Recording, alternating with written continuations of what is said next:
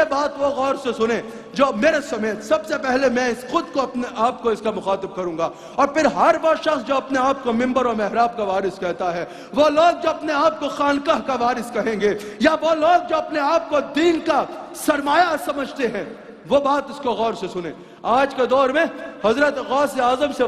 سے بڑا ولی ہونا تو دور کی بات ہے، سب کو اکٹھا کر لو، میرا خیال ہے کسی کا سر غوث اعظم کے قدموں کے برابر نہیں ہوگا۔ لیکن غوث اعظم کی بات سنو، غوث اعظم کی یہ بات سننا اور سمجھنا خواص کے لیے بالخصوص اور عوام کے لیے بالعموم بہت ضروری ہے۔ وہ کیا ہے؟ حضرت شیخ عبد القادر جیلانی فرماتے ہیں، مجھے میرے شیخ حماد بن مسلم نے جب خلافت دی نا تو وہ ایسے ہی تو پلیٹ میں رکھ کے تحفے میں خلافت نہیں دے دی۔ آپ فرماتے ہیں مجھے بڑا مجاہدہ کرنا پڑا، حالانکہ یہ وہ غوث اعظم ہیں جن کی ولادت سے پہلے حسن بصری میں نے بیان کیا ان کی بشارت دے رہے ہیں، جنید بغدادی ان کی بشارت دے رہے ہیں، بایزید بستامی ان کی بشارت دے رہے ہیں، حضور کا جبہ امانتاً ان کے لیے جنریشنز میں چلا آ رہا ہے۔ اللہ اکبر، حضور علیہ السلام ان کی ولادت پر حضرت شیخ ابو صالح کو مبارک دے رہے ہیں، اللہ کے مادر زاد ولی کامل ہیں۔ اس کے باوجود حضرت شیخ عبد القادر فرماتے ہیں مجھے یہ مقام ایسے ہی نہیں مل گیا، مجھے خلافت ایسے ہی پلیٹ میں رکھ کے نہیں دے دی گئی، کشت میں رکھ کے نہیں دے دی گئی۔ حضرت شیخ عبد القادر فرماتے ہیں میں نے بڑا مجاہدہ کیا، بڑا سخت مجاہدہ کیا میں نے پہلے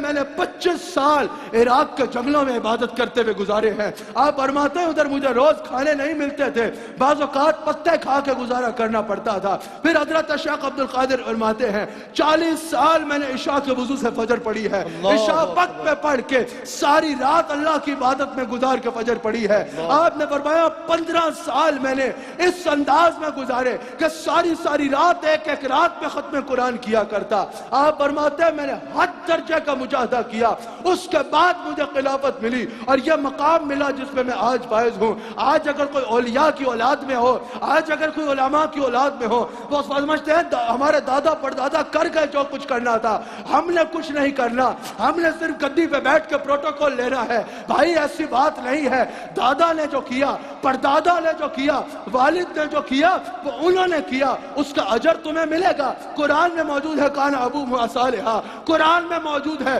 اگر 14 پشتیں پہلے بھی ابا نیک ہو تو 14 پشتوں بعد اولاد کو اپنے ولی باپ کی وجہ سے اجر ملتا ہے، ولی باپ کی وجہ سے قدر ملتی ہے، لیکن وہ ایسے ہی نہیں ہوگی۔ یہ یاد رکھیے گا حضرت یعقوب علیہ السلام کے گھر میں پیدا ہونے والا ہر بچہ یوسف نہیں تھا، یوسف وہی بلا جس نے اپنے تعلق کو رب کے ساتھ جوڑا۔ تمہیں اپنے نسب کا فیض ملے گا لیکن ٹریک سے اتر کے نہیں ملے گا، تب ملے گا جب تم وہ کرو گے جو تمہارے دادا نے کیا۔ دادا تہجد پڑھتے تھے تو تم بھی تہجد پڑھو، دادا نمازیں پڑھتے تھے تو تم بھی نمازیں پڑھو، دادا روزے رکھتے تھے تو تم بھی روزے رکھو، دادا تبلیغ کرتے تھے تو تم بھی تبلیغ کرو، دادا نے دین پڑھا تو تم نے بھی دین پڑھا۔ پھر وہ فرق ہوگا کہ وہ شخص جو عام کر رہا ہوگا اس کا وہ مقام نہیں ہوگا جو تمہارا مقام ہوگا، کیونکہ پھر تمہارے سائیوں، تمہارے اجداد کا ہاتھ بھی تمہارے پیچھے ہوگا اور ان کا فیضان بھی تمہارے پیچھے ہوگا۔ یہ ولایت جو ہے،